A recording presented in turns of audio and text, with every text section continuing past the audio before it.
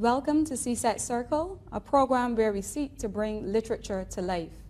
My name is Chanel Waith, and I will be your moderator for today's discussion. I also have with me, to my far right, Vinell Yearwood, a teacher at the Lodge School, and to my immediate right, I have Shalyn Firebrace, a teacher at the Parkinson Memorial School. And welcome to CSEC Circle.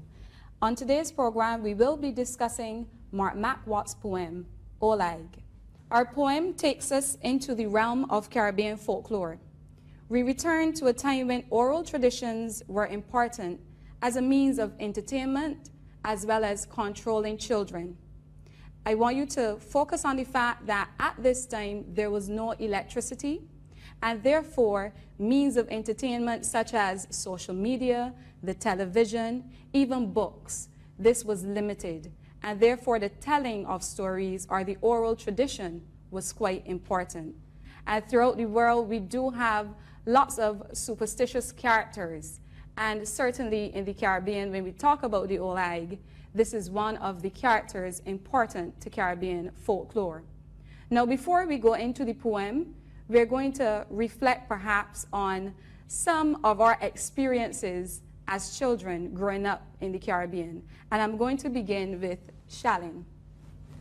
Okay, good afternoon. Growing up in Dominica, we have a similar story of a character called the Sakuya, which was characterized by usually an old woman who shed her skin at night, put it in a calabash, and went flying around to suck the blood of babies. This mainly came about from the situation where babies would often get sick. The mothers would be unaware as to why they were sick. They would try various medications, usually homegrown bush medicines. Mm-hmm. The babies would not get any better. So there was that idea that it had to be something supernatural that was causing the baby to dry up, as they would say. And in some cases, babies did die because you find that medical attention was not as readily available as it is today, that a mother with a young baby would readily say, okay, the child has a fever, let me take him or her to the doctor. Mm-hmm. People tried things at home, and when they did not work, that was one of the beliefs, that the Sakuya was what was causing the baby's demise.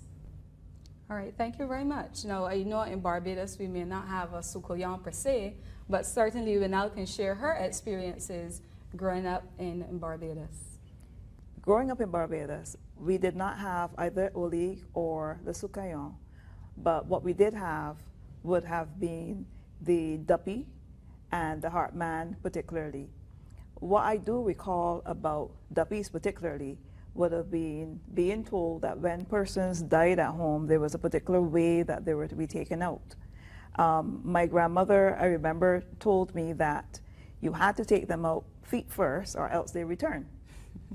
And it is certainly something that I've noted even today when you go to a funeral, when you go to the church, the dead person is basically facing feet first into the church, and then they turn them around to come out. And so I guess it is something that has been perpetuated throughout. But in terms of us really having the colorfulness of an Ol Higue in our superstitious annals, we don't have one, which is unfortunate. Well, she says unfortunate, but I remember being very afraid walking home from school, hearing that the Heartman is out. And once you know that the Heartman is out, you leave school at 3 o'clock, and by 3:01 you try to get home. So, and I believe even the school being close to the cemetery, and this is St. John's Primary School, also had a lot of fear element to it. And we recognize that even though there is this fear surrounding these characters, certainly what you have though is some kind of attraction to them. So like moth to the flame as well, we are also attracted and drawn into these characters. And I think that perhaps this poem is going to be quite interesting. So we pause now and we hear a reading of the poem by Mark McWatt, Ol Higue. Ol Higue by Mark McWatt. You think I like this stupidness? Gallivanting all night without skin, burning myself out like cane fire to frighten the foolish? And for what? a few drops of baby blood? You think I wouldn't rather take my blood seasoned in fat black pudding like everyone else? And don't even talk about the pain of salt and having to bend these old bones down to count 1,000 grains of rice. If only babies didn't smell so nice. And if I could only stop hearing the soft, soft call of that pure blood running in new veins, singing the sweet song of life, tempting an old dry-up woman who'd been holding her final note for years and years, afraid of the dying hum. Then again, if I didn't fly and come to that fresh pulse in the middle of the night, how would you, mother, name your ancient dread? And who to blame for the murder inside your head? Believe me, as long as it have women giving birth, a poor Ol Higue like me can never dead. The things that go bump in the night. So let's get back to looking at the poem and its meaning. We're going to look at, first of all, the poem by the 3 stanzas that we have. So we start looking at stanza 1 as we explore the meaning of this poem. Okay, when we look at stanza 1, what immediately is striking is that this Ol Higue is appealing to our emotions. Basically, she seems to be appealing for sympathy, and it is certainly not a characteristic that we would want to feel towards someone who is no more than a vampire. Basically, we would want to probably capture, kill this particular individual. But in this first stanza, she's appealing to our sympathy. She's suggesting that she's not really enjoying sucking these babies' blood, that she just wants to be normal, that there's a whole lot of energy that is required to do this particular job, and it is not something that an old woman like her really would want to be involved with. And so in this very first stanza, it is just so interesting how she turns the table and makes it seem as though she's the victim, as opposed to the poor, defenseless little babies whose blood she sucks. I think that what is important as well to mention is the fact that this is written from her perspective.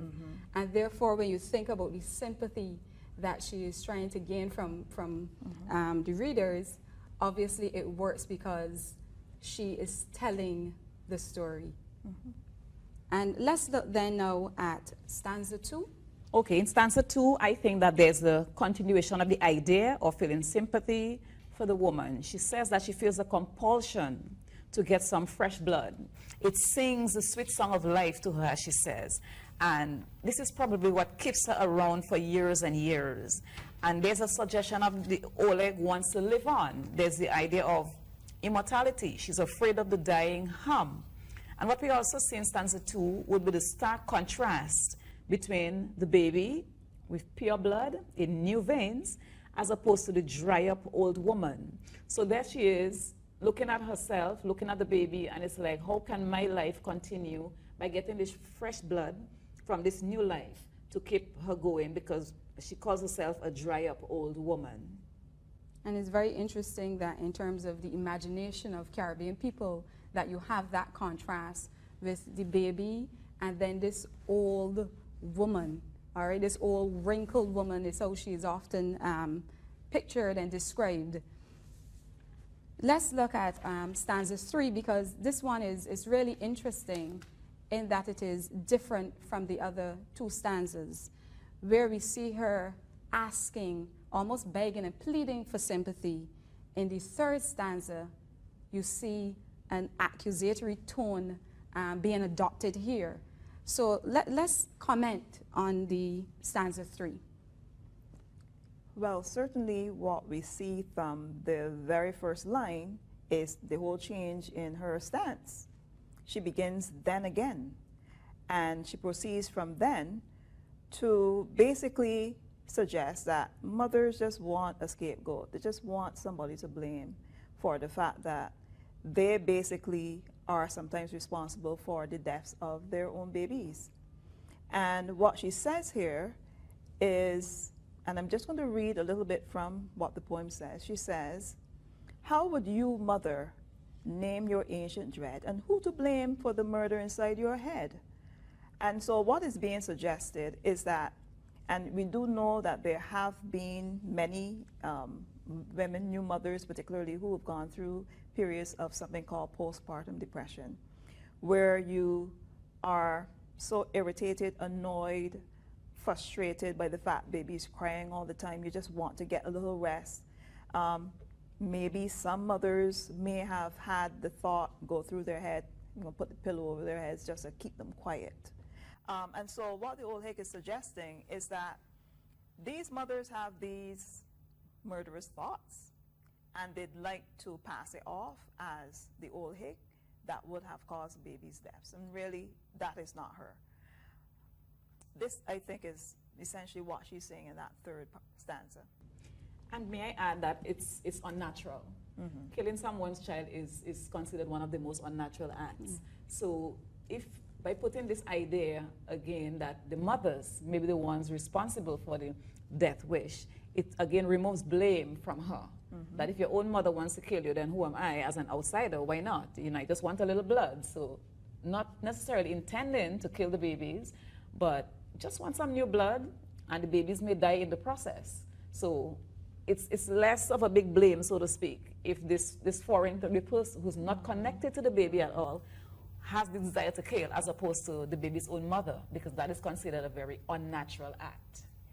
And you say unnatural, but certainly very repulsive, because when we think of what a mother is supposed to be, a mother is comforting, and especially when you think of this innocent baby and the words describing the baby, and here, soft, soft, you know, it is very hard to imagine that a woman would have the thoughts, first of all, but then actually carry out the action.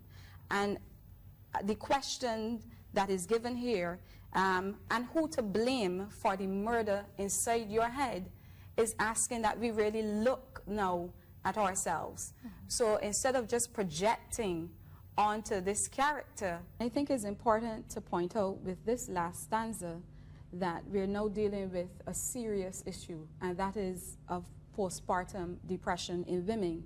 So even though the other stanzas perhaps are playful, this one gets into my mind, to the meat of the matter, and it is asking really that you look at the society, how society deals with what is described here as ancient dread. So we know when you use the words like ancient dread, that this has been happening for quite some time. And therefore, what is it that the society should be doing? And I think that if we pay attention, close attention to this particular stanza, then we can understand why the role of this character exists. Why do you need the Ol Higue? Why do you need a Sakuya? Because we're going to project what is dark, what is unnatural, what is certainly repulsive onto another character that can carry it very well for us, because this is something that perhaps the society is not dealing with. The reality of it is quite harsh and a cruel reality, really. And certainly what you were discussing, Vanell, in terms of how mothers feel, this is supposed to be a time when you have a child, this is supposed to be perhaps the highlight of motherhood or womanhood. And therefore, if it comes with these dark, natural, and you said it's unnatural, but I'm going to say natural, because certainly in terms of the child crying all the time and the stresses that that would bring, we have to look at how is it dealt with within the society.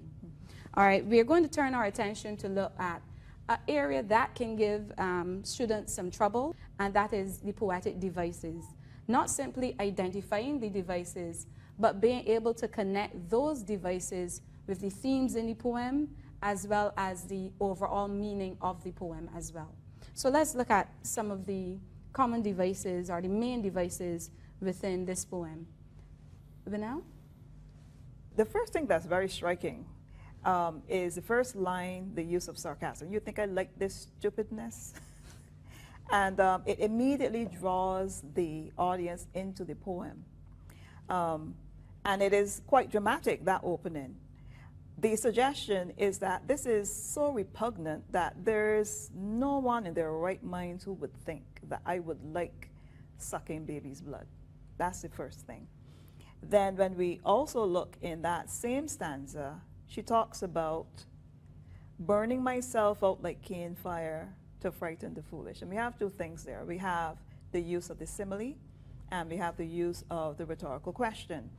Now, the simile, burning myself out like cane fire, when you see cane fires burning, I mean literally cane fires consume rapidly over any landscape. And so the suggestion that she is giving here is that it takes a lot of energy to get out there, take off her skin, because that's the other thing, and go and seek these victims in order to get little drops of blood. And then thirdly, in that same first stanza, there is the rhetorical question used twice. She talks about frightening the foolish, and she also talks about wanting to eat black pudding seasoned in fat like everyone else. Now, the rhetoric that's used there would suggest that she just wants to be normal. It is not that she wants to be the highlight of everybody's fear, but she just wants to be normal. And foolish people, she says, frighten the foolish. The foolish people are the ones who really believe that persons or myths like her actually exist. Okay, to continue the idea of, there's also the imagery that would have introduced. For example, the burning like cane fire gives a very powerful visual imagery. You know, you can literally see the yellow, orange flames. And so quite a number of the images, I think, are sensory. They evoke, the images. For example, blood seasoned in fat black pudding. It evokes that sense of taste, that strong sense of taste that for the most part, Caribbean people can identify with black pudding, even if it's not done the same way in different countries. But I certainly remember it as being very tasty, peppery. So she says the blood of babies, it's so bland, it's tasteless. I would really prefer to, if I have to consume blood, to have that tasty, that well seasoned. You know, Caribbean people, we tend to like to think of seasoning. Wow, this is well seasoned, it tastes good. So she gives that gustatory image in that line. Also, the sense of smell is evoked with, if only babies didn't smell so nice. You know, it's like, wow, I can't resist. You know, they smell so nice. And again, you want to think of powder and, because babies tend to smell nice. So that imagery is continuous. So she gives quite a number of images that appeal to our senses. And lastly, the soft call of that pure blood. The image, hearing. It's something not harsh on the senses, but wow, something soft. You have to listen intensely to hear it. Because normally we don't hear blood running through veins. Yes. But she sort of makes you stop and listen. Wow, can you really hear that? So quite a number of those, as I said, images that appeal to. And finally, the hum, the dying hum. You hear something, again, not harsh, but faint, almost inaudible, but she's forcing you, listen, can't you hear this? Something that you not normally hear, which is what she's saying that she dreads. So she says she's been around for years, and the sound of the baby's blood running through the veins sort of mimics the sound of that hum that is calling her to her mortality, which she does not want to listen to. And if you look at all of the poetic devices here, I think they really speak to persuasion and that language of persuasion. And perhaps if she were writing an argument, we would have to give her an A+, because she does use the devices quite well. As Vanel started out by saying, she starts with that sarcasm to draw you in, and then she goes in with those rhetorical questions. And certainly, in this way, you can see that she really is trying hard to perhaps sell herself as a scapegoat that we said before. She is really trying to get that sympathy from the readers, from the Caribbean people who are afraid of this particular character. I think we have to look at the language of this poem, especially for our Barbadian students. This is written in Guyanese Creole, and therefore the students need to understand what is the purpose of writing the Guyanese Creole for this poem.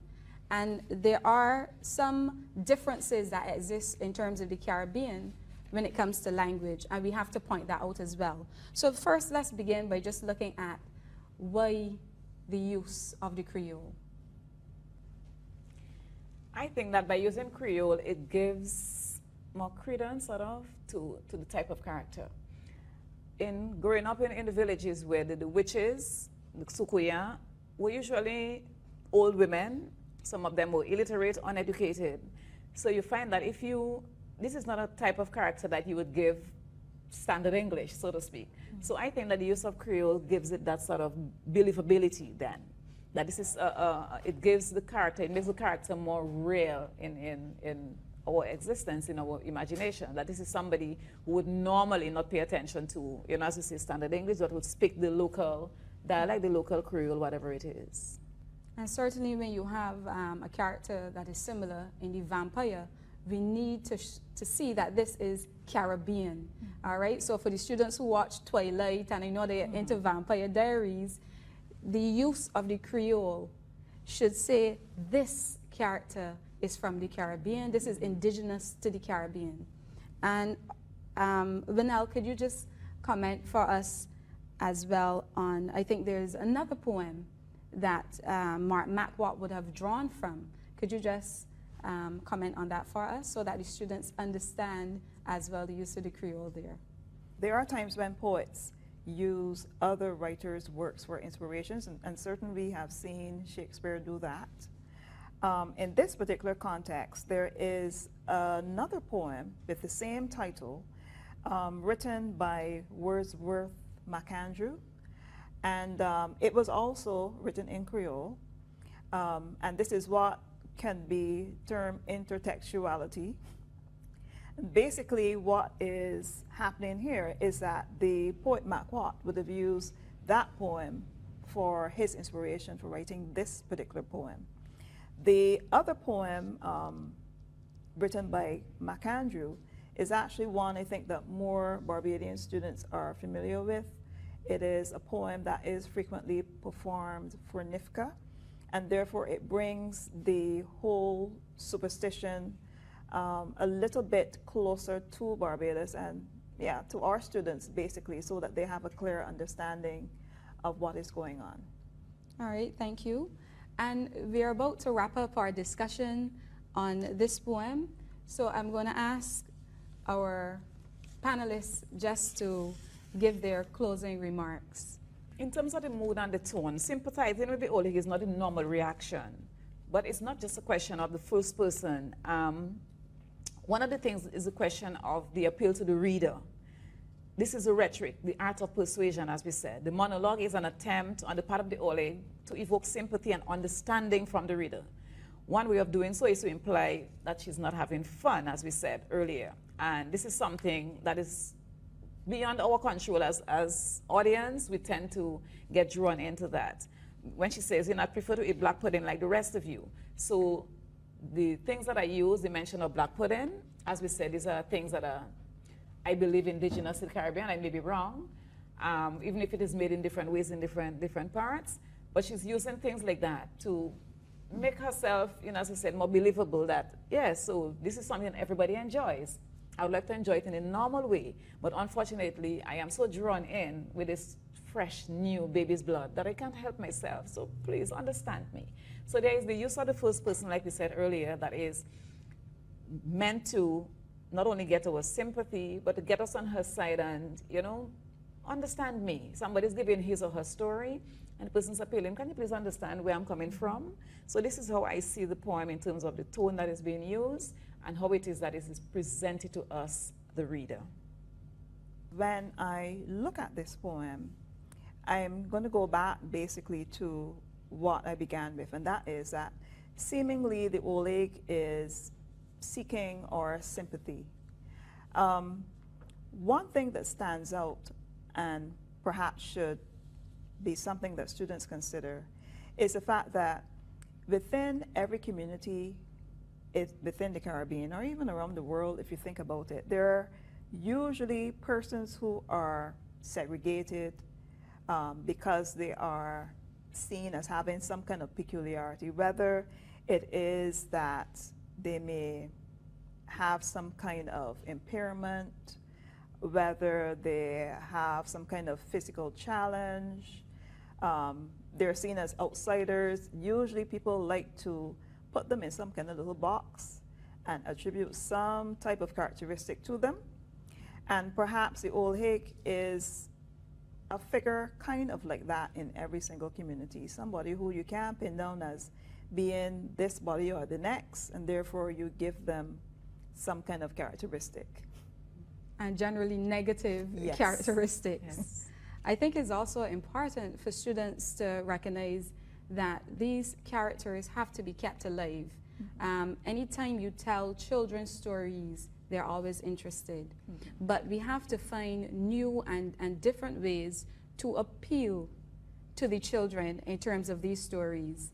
So yes, we had the oral tradition, but perhaps now these stories have to come in the form of games that they're playing. It has to come in form of social media, since they're always on social media. And I had mentioned previously the fact that the students have watched Twilight. So they know about the vampire, they know about werewolves, but they also have to know about the characters within our Caribbean context. And that wraps up our discussion on the poem Ol Higue. And I want to thank Vanel and Shalin for joining me today as we look at this very interesting poem that talks about the superstition we know exists within the Caribbean. Thank you.